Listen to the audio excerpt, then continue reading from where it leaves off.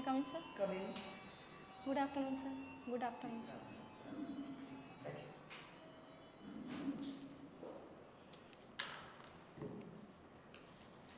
खुशबू सोनी जी। जी sir. जी। कहाँ से हैं खुशबू आप? सर कोरबा से। कोरबा से हैं। कोई आने में परेशानी तो नहीं हुई आपको? नहीं सर। खुशबू सोनी जी, बोर्ड में आपका स्वागत है और Thank you, बोर्ड sir. को अपने बारे में बताइए। सर मेरा नाम खुशबू सोनी है। मैं कोरबा ज़िले की निवासी हूँ। मेरी schooling Saraswati higher secondary school CSB Korba east से 2016 में हुई और मैंने ग्रेजुएशन BSc मैथ्स से government engineer Visvesvaraya post graduation college Korba से ही 2019 में पूरी की है और मैं वर्तमान में शिक्षक के पद पर मनेन्द्रगढ़ चिरमिरी भरतपुर ज़िले में पदस्थ हूँ। और सर ये मेरा चौथा अटैम्प्ट है जिसमें मैंने 2 मेंस दिए हैं और ये मेरा पहला इंटरव्यू है। अच्छा, 2 बार मेंस दिया है आपने, पहला इंटरव्यू है। जी सर। ठीक, वेरी गुड। पिछले 2 अटेम्प्ट्स में क्या कमी रह गई थी आपकी? सर अटैम्प्ट्स मैंने 4 दिए हैं जिसमें शुरू के 2 अटैम्प्ट्स में तो मार्गदर्शन की पूरी कमी थी क्योंकि मैं एक तो अपने कोरबा ज़िले में थी और मैंने कोचिंग भी नहीं की हुई थी, तो उसके वजह से मुझे बहुत ज़्यादा परेशानियाँ हुई और जो इस PSC के बारे में जो नॉलेज होना चाहिए वो मुझे ज़रा सी भी नहीं थी।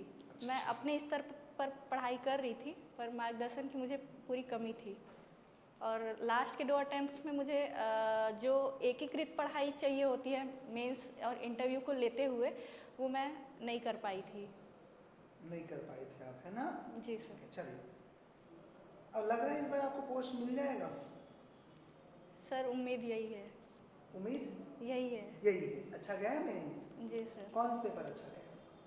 मेरा 3rd, 4th और 5th पेपर बहुत ही अच्छे गए हैं।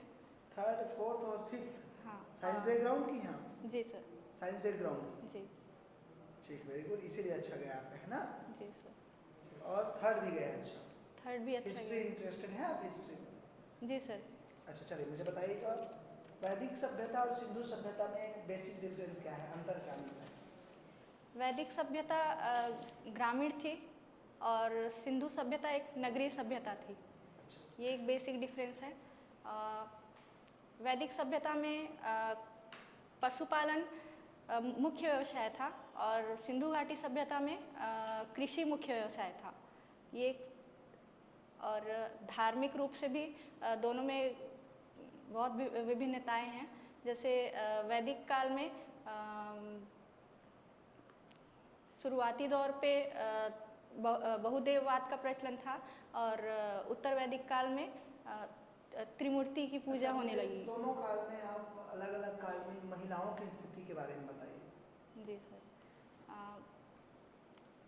सिंधु घाटी सभ्यता मातृसत्तात्मक मानी जाती है और वैदिक सभ्यता में मातृसत्तात्मक तो नहीं था, पितृसत्तात्मक था, परंतु महिलाओं की स्थिति बहुत अच्छी थी और जिसमें महिलाओं को सभा समिति और यज्ञ में जाने का अधिकार भी था, उपनयन संस्कार का अधिकार भी था, शिक्षा का अधिकार भी था, जिसमें लोपा, घोषा, अपाला ये सारी महिलाएं। अच्छा, आपने कहा सिंधु सभ्यता के बारे में बताया, तो सिंधु सभ्यता का ऐसा कोई लिखित प्रमाण तो नहीं? जी। लेकिन हम कैसे जानते हैं, आप कैसे कह सकते हैं कि वहाँ महिलाओं की स्थिति अच्छी थी? सर पुरातात्विक अवशेष हैं, नगरों के अवशेष हैं, सिक्के मिले हैं, मुहर मिले हैं। नहीं, तो उसमें तो महिलाओं के बारे में नहीं बताया गया है। आप कैसे इस बात की पुष्टि करेंगे कि महिलाओं की स्थिति वहाँ अच्छी थी? सर वहाँ से नृत्यरत नारी की मूर्ति मिली है जो मातृ देवी के प्रतीक के रूप में जानी जाती हैं, जिससे ये पता चलता है कि वहाँ मातृ देवी की पूजा होती है, तो उससे लगता है कि महिलाओं की स्थिति अच्छी रही होगी। ठीक है, वेरी गुड। चलिए, इतिहास पर बात गई है ना, तो एक बात और करते हैं अपन। आज एक चर्चा बहुत जोरों से रहती है कि हमें कहीं ना कहीं गलत इतिहास पढ़ाया जा रहा है, इतिहास कुछ और है, घटनाएं कुछ और घटी है ना? तो इस बात से आप सहमत हैं? सर ये बात पूरी तरीके से इस बात में मतलब पूरी तरीके से सहमत नहीं हुआ जा सकता। तो थोड़ा सहमत हैं आप? थोड़ा सहमत है तो कितना? सर 20 to 30% सहमत नहीं सॉरी 80% सहमत हो सकती हूँ। कुछ 10 to 20% इसमें असहमत हुआ जा सकता है, क्योंकि जो इतिहासकार थे उन्होंने उनकी अपनी भी मन स्थिति रहती है। उन्होंने जो भी पुरातात्विक अवशेष देखे होंगे उसमें उन्होंने जो भी पाया होगा उसमें उनका खुद का मत भी शामिल हो सकता है। और पुरातात्विक अवशेष मिले भी तो ज़रूरी नहीं है कि वो उसी काल के रहे हो या जो उससे पता करने की कोशिश की जा रही है वही वो बता पा रहे हों। अच्छा, जैसा कि एक बात इतिहास में और कॉन्फ्लिक्ट रहा है, कॉन्फ्लिक्ट तो बहुत सारे रहे हैं, बहुत सारे जो लेफ्टिस्ट विचारधारा के जो इतिहासकार हैं उन्होंने अपनी तरह से विचार प्रस्तुत किए, हम उसी को पढ़ रहे हैं, ऐसा आरोप लगाया जाता है ना। जी सर। जो कहीं ना कहीं मुगलों को या और जो बाहर से लोग आए है ना, आक्रमणकारी जिसको मैं कहना चाहूँगा, उनका महिमा मंडन करते हैं। जी। तो क्या आप क्या मानते हैं, मुगल जो थे वो वास्तव में आक्रमणकारी थे कि उनका भारत के विकास में कोई योगदान है? सर आए वो आक्रमणकारी के तौर पे ही थे, पर यहाँ आके उन्होंने भारत को अपना मानकर, अपना साम्राज्य मानकर बहुत से विकास भी किए। अपना मानकर कैसा, क्या क्या विकास किए बताइए। सर यहाँ जो जीटी रोड है वो मुगल काल में ही बना था। और जितने भी शाहजहाँ जो थे वो मतलब स्थापत्य में बहुत विकास किए। जहांगीर ने संगीत में और चित्रकला में विकास किया। और ऐसे मुगलों को कोई ऐसा बताइए जिसके बिना आज भारत का विकास अधूरा सा लगता है, या कह सकते हैं कि सर ये नहीं होता तो आज भारत यहाँ तक नहीं होता। भाई तब तो हम कहेंगे ना भारत के विकास में उनका योगदान था। जी सर। है ना। सर अकबर की जो जमींदारी व्यवस्था थी, दशहरा व्यवस्था, और उस पे जो उन्होंने सॉरी सर। ठीक है, चलिए एक इतिहास पर चलिए। आप कौन सा विषय पढ़ाते हैं आप खुशबू जी? सर मैं सामाजिक विज्ञान का एक सब्जेक्ट लेती हूँ और कुछ इंग्लिश के भी लेती हूँ। इंग्लिश के भी लेते हैं ना, ठीक है। मुझे आप बताएंगे कोरबा जिला में कौन कौन से प्लांट हैं अभी औद्योगिक रूप से, कौन कौन से प्लांट हैं बताइए तो। सर कोरबा में तो ताप विद्युत गृह हैं 6 संयंत्र, जिसमें श्यामा प्रसाद मुखर्जी जो कोरबा पूर्व में है, और कोरबा पश्चिम में हसदेव ताप विद्युत गृह है। और जल विद्युत में मिनी माता जल विद्युत परियोजना है, और बालको प्लांट है, और पताड़ी में लैंको पावर प्लांट है। मुझे बालको के बारे में बताएंगे, क्या बालको भी सरकारी कंपनी है? नहीं सर, वो संयुक्त उपक्रम है। किसका? 2001 में सरकार और स्टारलाइट कंपनी, ये दोनों के बीच, जिसमें स्टारलाइट कंपनी ने 51% खरीद लिए। मतलब अभी सरकारी कंपनी नहीं है। ठीक है, एक कंपनी है कोरबा की जिसको हाल ही में अडानी ग्रुप ने अधिग्रहण कर लिया है, कौन सी कंपनी?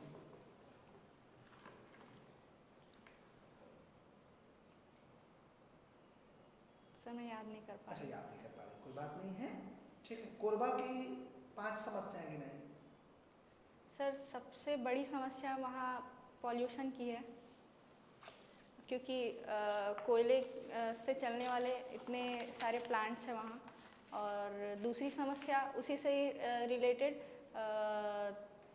सड़कों की है, क्योंकि सड़कों में ट्रक के ज़्यादा चलने की वजह से वहाँ गड्ढे बहुत ज़्यादा हैं, और उन सड़कों पे 15 से 20 साल हो गए सुधार नहीं हो पाए हैं। और तीसरी समस्या सर हाथी और भालू का जो आवागमन होता है कोरबा में, उसकी है, जो झारखंड से यहाँ प्रवेश कर जाते हैं, और जिससे वन्यजीव मानव संघर्ष का उद्भव हो रहा है। अच्छा, कोरबा में कौन सा खनिज का सर्वाधिक उत्पादन होता है? जी सर। कोरबा में सर्वाधिक उत्पादन कौन से खनिज का होता है? सर कोयला। कोयला। तो कोरबा और कोयला, जी। क्या अंतर्राष्ट्रीय स्तर पर कोई नाम है इसका, या कोई उपलब्धि है कोरबा का कोयला उत्पादन में? अगर कुछ हो तो बताइए, अंतर्राष्ट्रीय इंटरनेशनल लेवल। सर अंतर्राष्ट्रीय मैं याद नहीं कर पा रही हूँ। चलिए राष्ट्रीय बता दीजिए। सर कोयला का उत्पादन हमारे छत्तीसगढ़ में 19% होता है, और जिसमें से ज़्यादातर हिस्सा कोरबा में होता है। नहीं तो कितना परसेंट, या नंबर दूसरा पहला, ऐसा कुछ होगा? कोयला उत्पादन में दूसरा है और भंडारण में तीसरा। कंफर्म है आप? Sorry sir. गेवरा माइंस का नाम सुने हैं? जी सर। कहाँ पे है अभी? गेवरा माइंस कोरबा में ही, कुसमुंडा गेवरा रोड में। वो कौन अभी वो राष्ट्रीय स्तर पे के अंतर्राष्ट्रीय स्तर पे है? उत्खनन में? Sorry sir. ठीक है। आप खुशबू, क्या होता है खुशबू का अर्थ? खुशबू का अर्थ सुगंधित होने का गुण होता है। तो आपके में ऐसा कुछ गुण है नाम के अकॉर्डिंग? सर खुशबू से एक पॉजिटिव मीनिंग आती है। अगर हम खुशबू बोले तो सभी को एक अच्छा पॉजिटिव इफ़ेक्ट जाता है। उसी तरीके से मेरे होने से आसपास के सभी में पॉजिटिवनेस बढ़ती है। ठीक है। तो आपके ऐसे कुछ स्कूल में कुछ काम किए होंगे? जी सर। क्या काम किए हैं? सर वहाँ सबसे बड़ी समस्या है कि सोच, जो सरकारी स्कूल की जो सोच बनी हुई है वो सुधर नहीं पा रही है। जितने भी पेरेंट्स हैं और बच्चे, ये लोग सिर्फ सरकारी स्कूल सोच कर जज करते हैं। वही पेरेंट्स होते हैं जो प्राइवेट स्कूल में अपने बच्चों को एडमिशन लेके एकदम अनुशासित रूप से भेजते हैं, और वही सरकारी स्कूल में बच्चे आते हैं तो शर्ट खुले ऐसे अनुशासित नहीं रहते हैं। तो मैंने जब भी पेरेंट्स टीचर मीटिंग अलग से बुलवाई थी, जो शाला प्रबंधन समिति होती है, उसके ही दूसरे दिन मैंने करवाया, और उनको अपने बच्चों के लिए जो वो बाकी पेरेंट्स जो करते हैं वो करने को कहा। जैसे बाकी पेरेंट्स इन द सेंस जो शहरी क्षेत्र में जो होता है, वो मैंने उनको थोड़ा बताया कि आप सोच ऐसी रखिए, क्योंकि हम जैसा सोच रखते हैं वैसे ही हम बन जाते हैं। तो मैंने उस बारे में बताया, और भी बहुत कुछ, जैसे कि मैंने उनको बच्चे को मोबाइल देने पर उसका यूज़ कैसे हो सकता है, ये सारा चीज़ें बताई। और बच्चों को भी मैंने खेल में पढ़ना और वीडियो से पढ़ाना अपने ही मोबाइल से, वहाँ डिजिटली कोई सुविधा नहीं है, अपने ही मोबाइल से कुछ चीज़ें जो डिजिटल प्लेटफॉर्म्स में जैसे सोशल मीडिया में हैं, वो सारी चीज़ों के बारे में मैंने उनको बताया। अभी के वर्तमान स्थिति को देखते हैं हम, तो सोशल मीडिया से जितना फायदा है उससे कहीं ज़्यादा नुकसान है। जी। इस बात से सहमत हैं आप? बच्चे उसी में बिगड़ रहे हैं, मोबाइल खासकर छोटे छोटे बच्चे को मोबाइल दे रहे हैं हम। जी सर, इस बात से मैं सहमत हूँ, पर जितने फ़ायदे हैं उससे कहीं नुकसान, इस बात से सहमत नहीं हूँ, क्योंकि फ़ायदे बहुत सारे हैं। और अगर हमारी सोच सही हो, हम उसका यूज़ करना सही से जानें, और वो हमारे लिए यूज़फुल है, किस लिए यूज़फुल है ये सब हम जान जाएं, तो हमारे लिए बहुत फ़ायदे की चीज़ है। तो बच्चों को ये सिखाना चाहिए कि वो यूज़फुल कहाँ है, उस मोबाइल का यूज़ करना कहाँ चाहिए। आपका डेट ऑफ बर्थ 1998 है? जी सर। ठीक है। 1998 में छत्तीसगढ़ में कितने जिले बने थे? 9 जिले। 9 जिले। कोरबा शामिल है उसमें? जी सर। और कौन कौन से जिला था, 2-4 बताइए तो। कोरबा, कोरिया, जसपुर, कवर्धा, बेमेतरा। आप कोरबा से बिलोंग करते हैं और अभी आपका जॉब है महेंद्रगढ़ में, जी है ना? सर। वहाँ के वातावरण यहाँ के वातावरण में कहाँ ज़्यादा अच्छा लगता है आपको? सर वातावरण मनेंद्रगढ़, चिरमिरी, भरतपुर एक वन क्षेत्र है, तो वहाँ हरियाली है, वहाँ पॉल्यूशन नहीं है। और कोरबा में पॉल्यूशन बहुत ज़्यादा है, तो वातावरण में एक फ़र्क ये है। और दूसरा सर शहरीकृत बोला जाए तो कोरबा ज़्यादा शहरीकृत है, और मनेंद्रगढ़, चिरमिरी, भरतपुर एक ग्रामीण एरिया है सर। अच्छा, ये आपका जो स्नातक की पढ़ाई है ना, इसमें आपने स्वर्ण पदक लिखे हैं, जी क्या सर। होता है स्वर्ण पदक? सर मुझे यूनिवर्सिटी में गोल्ड मेडल मिला है। गोल्ड मेडल, क्या होता है गोल्ड मेडल? सर यूनिवर्सिटी में तीनों साल में अगर आपने सर्वश्रेष्ठ प्रदर्शन किया है, सबसे ज़्यादा अंक आपको मिले हैं, तो आपको स्वर्ण पदक दिया जाता है। कहाँ से पढ़े हैं आप? कोरबा। कोरबा से। कौन सी यूनिवर्सिटी है? अटल बिहारी वाजपेयी यूनिवर्सिटी। अटल बिहारी वाजपेयी, जी है ना? कौन थे अटल बिहारी वाजपेयी जी? सर, ये हमारे देश के 3 बार प्रधानमंत्री रहे हैं, जिसमें 1998 में सिर्फ 13 दिन के लिए, 96 में सिर्फ 13 दिन के लिए, और 98 से 99 8 माह के लिए, फिर 99 से 2004 तीसरी बार पूरा कार्यकाल रहा इनका। छत्तीसगढ़ में क्या योगदान है उनका? कोई विशेष दो बताइए मेरे को। छत्तीसगढ़ में सॉरी ठीक, कुकिंग आपकी हॉबी है? जी है सर। ना? किस टाइप से कुकिंग करते हैं? सर मैं छत्तीसगढ़ी व्यंजन में कम इंटरेस्ट लेती हूँ, और बाकी व्यंजन जैसे चाइनीज़ या चटपटे खाने की।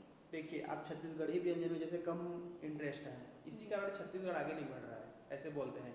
क्योंकि देखिए, दो बिहारी जैसे मिल जाएंगे तो अपने लैंग्वेज में बात करते हैं, और हम लोग मिलते हैं तो हम लोग बहुत शान से छत्तीसगढ़ी नहीं बोलते हैं, बहुत शान से हिंदी इंग्लिश में बात करते हैं। इस बात से सहमत हैं आप?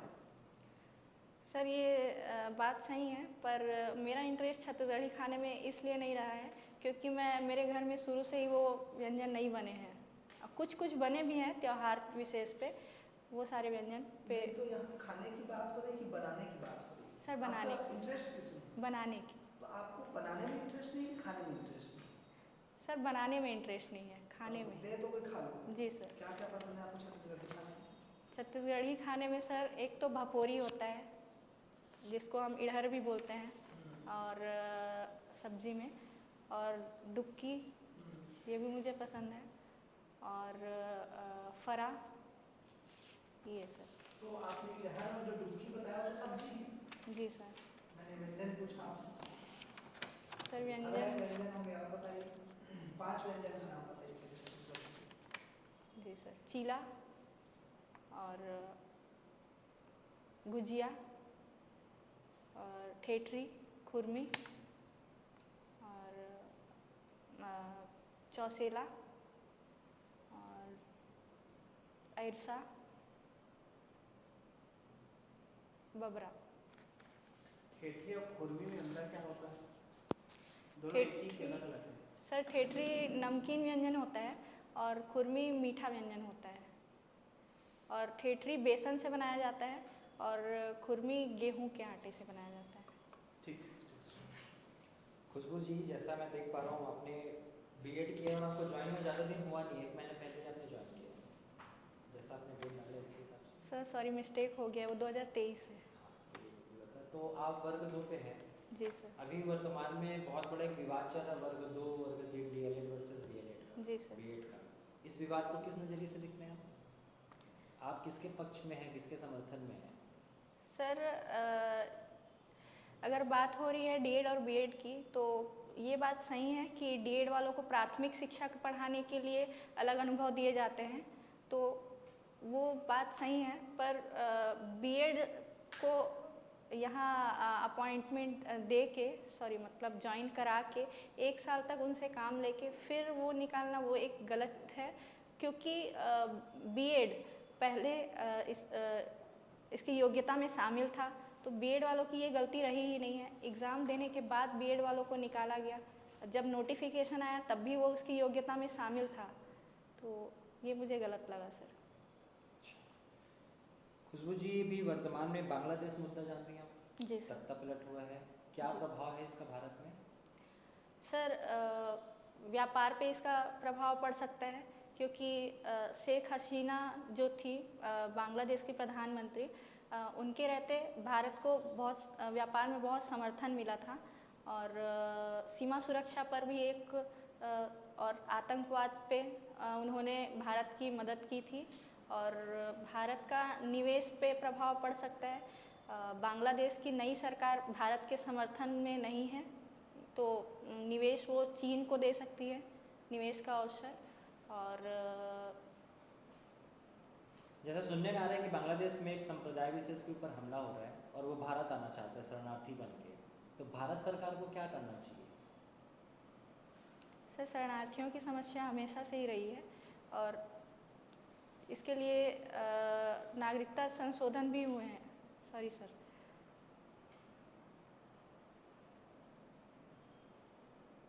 उनको क्या शरण देना चाहिए भारत में? जो बांग्लादेश के जो विशेष संप्रदाय के लोग जो आना चाहते हैं देश में, क्या उनको शरण देना चाहिए भारत को? आप क्या मानती हैं? सर अगर वो जनता के हित में है तो उनको ज़रूर देना चाहिए। अगर बांग्लादेश में वो सेफ फील नहीं कर रहे हैं और ये आश्वासन दें कि वापस बांग्लादेश नहीं जाना चाहते, तो कुछ एक्ट बनाकर उनको भारत की नागरिकता दे 140 करोड़ जनसंख्या हम लोग ऑलरेडी रखे हुए हैं, बेरोजगारी उच्चतम स्तर पर, गरीबी उच्चतम स्तर पर, उसके बावजूद भी हमको शरणार्थियों को संरक्षण देना चाहिए। सर शरणार्थी आएंगे तो उनसे बेरोजगारी बढ़ेगी ये ज़रूरी नहीं है। अगर वो किसी उद्यम में जाते हैं और ऐसी शिक्षा प्राप्त सही से हो जाए तो फिर ये समस्या नहीं रहेगी सर। एनआरसी के बारे में क्या जानते हैं खुद को? NRC, sorry sir. एनआरसी के बारे में कोई जानकारी नहीं। मैं आपसे ये जानना चाहता हूँ कि महिलाओं की सुरक्षा से जुड़े बहुत सारे कानून देश में बने, चाहे वो घर के अंदर घरेलू हिंसा का मामला हो, चाहे वो बाहर कार्यस्थल पर अपराध हो, सब तरीके से संरक्षण और कानून होने के बावजूद भी आज महिलाएं शोषण का शिकार हो रही हैं। इसका क्या रीज़न मानती हैं आप, क्या कारण मानती हैं? सर एक तो सामाजिक कारण होते हैं जो युवाओं में सामाजिक शिक्षा का अभाव होता है कि महिलाओं का सम्मान करना चाहिए। ये दूसरा सर महिलाओं का सम्मान करना ये शिक्षा से आएगी या संस्कारों से? सर दोनों से ही। शिक्षा से कैसे लाएंगे आप महिलाओं के सम्मान करने की बात?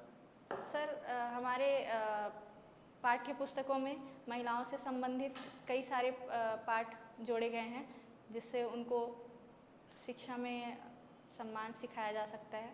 और दूसरा हमारे स्कूल में जो शिक्षक होते हैं वो भी विद्यालय में ये शिक्षा दे सकते हैं और घर में सर माता पिता अपने बच्चों को संस्कार दे सकते हैं। आज देश की 80% जो मेल पॉपुलेशन, जो पुरुष संख्या है वो 80% साक्षर है, ठीक है, जो डाटा कहता है। और ये जो अपराध में शामिल पुरुष है वो भी 80% साक्षर पुरुषों में से ही है। तो आप ये कैसे कह सकते हैं कि शिक्षित हो जाने से वो महिलाओं के प्रति सम्मान करेंगे, महिलाओं के प्रति हिंसा नहीं करेंगे? ये आप दावे के साथ कैसे कह सकते हैं? सर शिक्षा गलत नहीं दी जा सकती है, पर जिन्होंने लिया है उन्होंने उसे गलत तरीके से लिया शिक्षा है। गलत मिली है, जी, आप ऐसा मानते हैं? शिक्षा गलत नहीं हो सकती सर, उन्होंने शिक्षा को सही तरीके से नहीं लिया है। खुशबू, अभी वुमेन्स T20 वर्ल्ड कप चल रहा है, कौन से देश में चल रहा है आपको पता है? Sorry sir. पैरा ओलंपिक में ऐसी 2 महिलाओं का नाम बताइए जिन्होंने पदक लाया इस बार भारत के लिए। Sorry sir.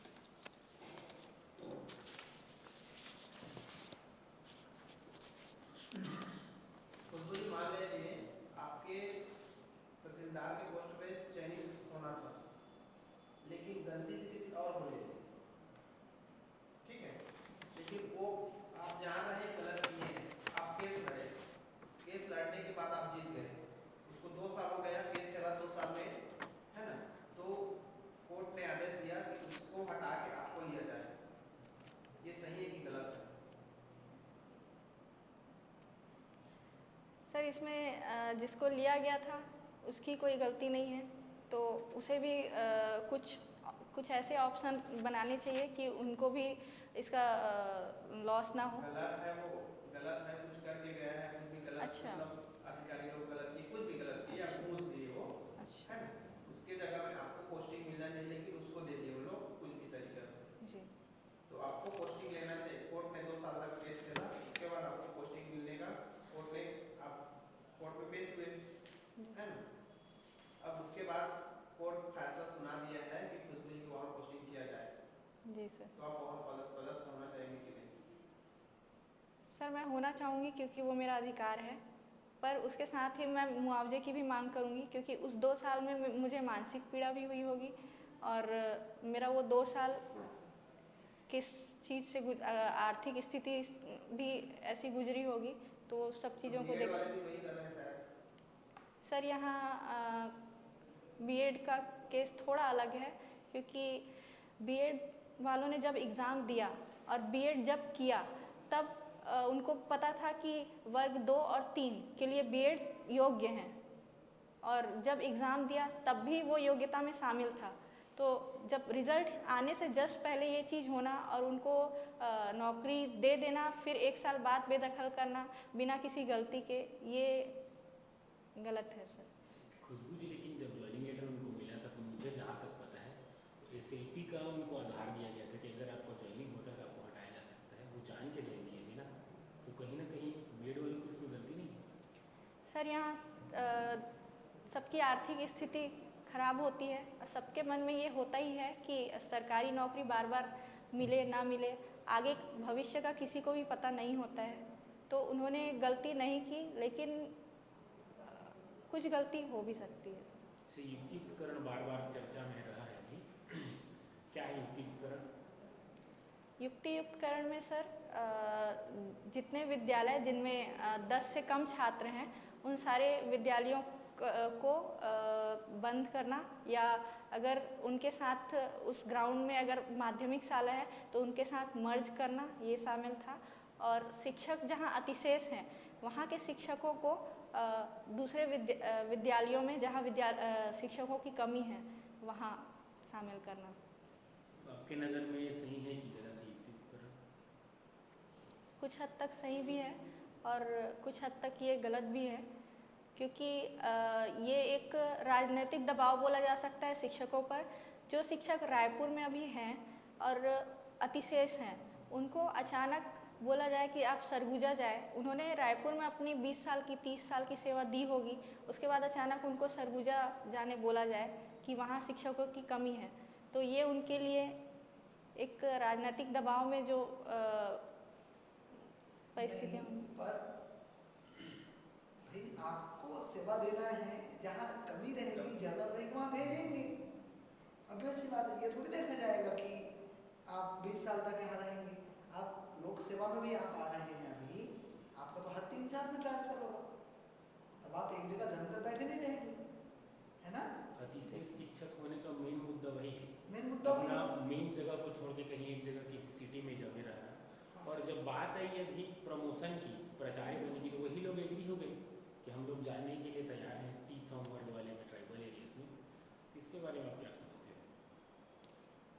सर प्रमोशन से वेतन भी बढ़ती है और अपना लेवल भी बढ़ता है, तो वो शायद इच्छा शक्ति में ज़्यादा वृद्धि करता है, जिसकी वजह से शिक्षक उसमें जाना चाहेंगे। अच्छा, स्वामी आत्मानंद में जो सिलेक्शन प्रोसीजर है, आपको नहीं लगता कि वो गलत है? जी सर। क्या गलत है, आप बताइए।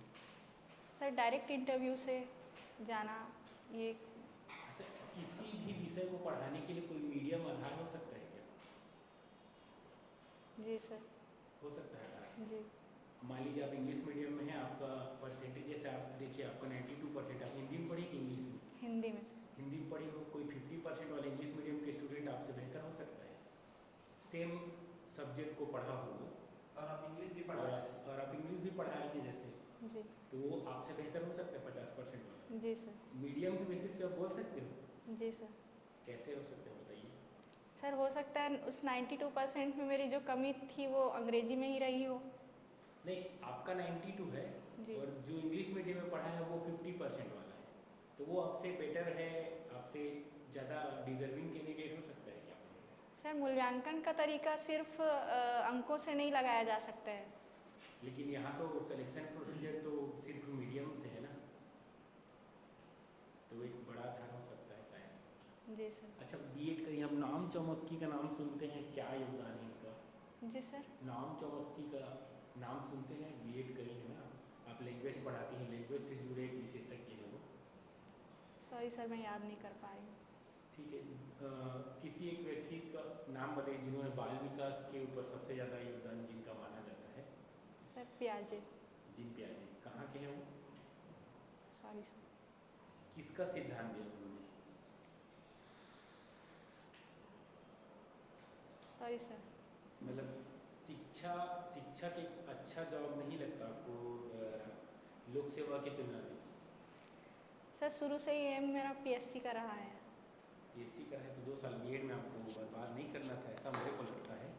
शायद आप उस 2 साल में अच्छे पोस्ट पा सकते अच्छे थे। पोस्ट में पहुँच सकते थे। सर खुशबू वो जी, लॉकडाउन का फेस था तो। लॉकडाउन था। खुशबू जी मुझे बताएंगे विनेश फोगाट का नाम जानते हैं? विनेश फोगाट जी। कौन है? विनेश फोगाट बताइए उनके बारे में। वो रेसलर है। रेसलर कंफर्म नहीं है? आप कॉन्फिडेंट नहीं दिख रही है मुझे। जी सर। रेसलर है, जी ठीक है। अभी अभी लेटेस्ट उनके बारे में कोई खबर? सर वो सॉरी सर रेसलर नहीं है वो।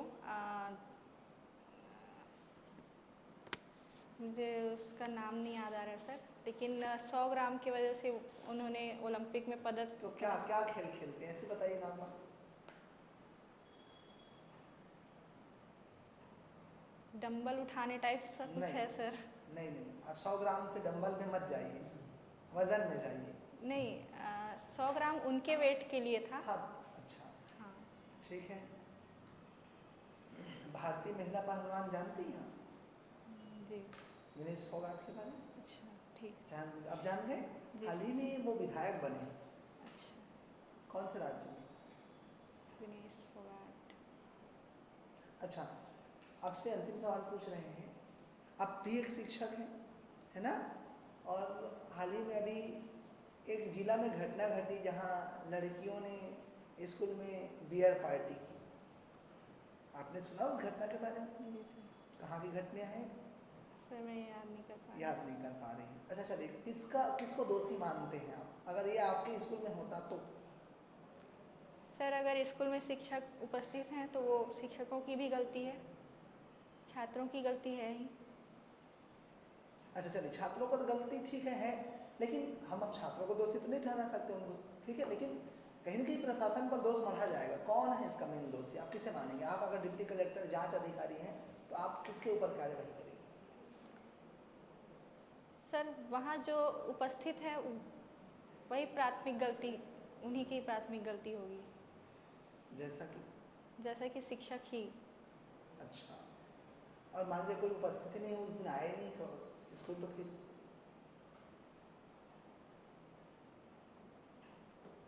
सर ऐसा पॉसिबल नहीं है कि एक साथ सारे शिक्षकों को अवकाश स्वीकृत किया जाए। नहीं तो एक आदमी मान लीजिए आया भी है, जी।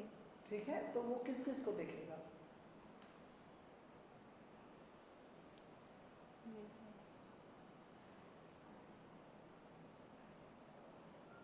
लेकिन सर एक शिक्षक है भी तो भी उनकी उपस्थिति में इतनी बड़ी चीज़ नहीं हो सकती।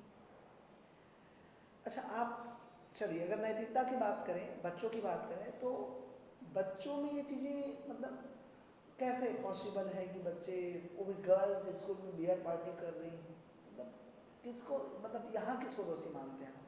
बच्चों को लेवल पर कौन दोषी है? क्या बच्चे दोषी हैं, माता पिता दोषी हैं? सर बच्चे भी दोषी हैं, माता पिता भी कुछ हद तक दोषी हैं, क्योंकि या फिर और कोई तीसरा फैक्टर को आप जिम्मेदार मानते हैं? तीसरा फैक्टर भी हो सकता है सर। कौन सा क्योंकि फैक्टर हो मैं सकता है? जिस क्षेत्र में रहती हूँ वहाँ महुआ से शराब बनाने का काम हर घर में होता है। माता पिता के साथ बच्चे भी उसका सेवन करते हैं सर। नहीं, लेकिन एक तो ये मतलब जो हम बोल रहे हैं, सोच रहे हैं, ये कुछ हद तक हो सकता है, बट अमूमन नहीं है ना। वो जनजातीय क्षेत्र में हो सकता है, लेकिन मैं मध्य छत्तीसगढ़ की बात कर रहा हूँ, बिलासपुर जिले की घटना है ना। तो आप को नहीं लगता कि आज बच्चे जो हैं किसी और चीज़ से इफेक्टेड हो रहे हैं? जी सर, सोशल मीडिया से, रील्स से तो ज़्यादातर, और बच्चों की संगति भी गलत हो सकती है सर। चलिए, एक शिक्षिका के तौर पर आप बच्चों के लिए, उनके भविष्य के लिए क्या संदेश देना चाहते हैं? हमें दीजिए सर। बच्चों को भविष्य के लिए सर नहीं, हम बच्चे हैं आपके सामने, एज अ गुड टीचर। अब बच्चों के बेहतर भविष्य के लिए और भविष्य की चीज़ों को ध्यान में रखते हुए बिना भटकाव में आए हम अपने करियर की ओर आगे बढ़ें, तो ऐसे हमें बच्चे समझकर आप शिक्षा दीजिए। सबसे पहले तो आप लोग को ये ध्यान रखना चाहिए कि आप शिक्षा के लिए स्कूल में आए हैं, लेकिन शिक्षा के साथ ही यहाँ आपको खेल में भी और सारी चीज़ों में रुचि दिखानी होगी, और उस पर हम आपकी पूरी सहायता करेंगे। और उसके साथ ही आपको जो भी ज़रूरत पड़े हमारी, हम देंगे। और अगर आपको कुछ भी दिक्कतें होती है तो आप हमसे शेयर कीजिए, और जो पढ़ने दिया जा रहा है उस पर आप अच्छा करके भविष्य में कुछ अच्छे पोस्ट की ओर बढ़ सकते हैं। और मैं उनको सर पोस्ट के बारे में भी बताना चाहूँगी। पोस्ट ही नहीं, प्राइवेट सेक्टर्स में भी जो जॉब हो सकते हैं उन सारी चीज़ों के बारे में बताना चाहूँगी। और लास्ट में ये बताएंगे कि गलत चीज़ों से दूर रहें। जी सर। है ना? जी सर। ठीक, चलिए छत्तीसगढ़ी में आप मुझे बताइएगा, ठीक है? 5 कपड़ों का नाम छत्तीसगढ़ी में बताइए, कपड़ों का नाम। कपची। बताते जाइए। लुगरा।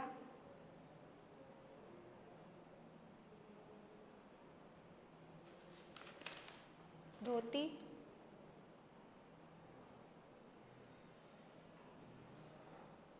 Sorry sir.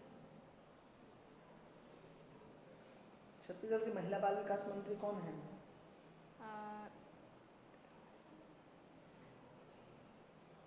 राजवाड़े। हाँ जी बताइए। लक्ष्मी राजवाड़े। हाँ, लक्ष्मी राजवाड़े आपके मित्र हैं? Sorry sir. तो फिर सॉरी। बताइए फिर कौन है? श्रीमती लक्ष्मी राजवाड़े जी। ठीक है, छत्तीसगढ़ी आती है आपको? जी सर। ठीक। चलो खुशबू जी, आपका इंटरव्यू ओवर करते हैं, है ना? आप भी टीचर हैं जी। आपका इंटरव्यू 100 नंबर का था। जी। मान लो आप इस इंटरव्यू को लेते तो अपने आप को कितना नंबर देते?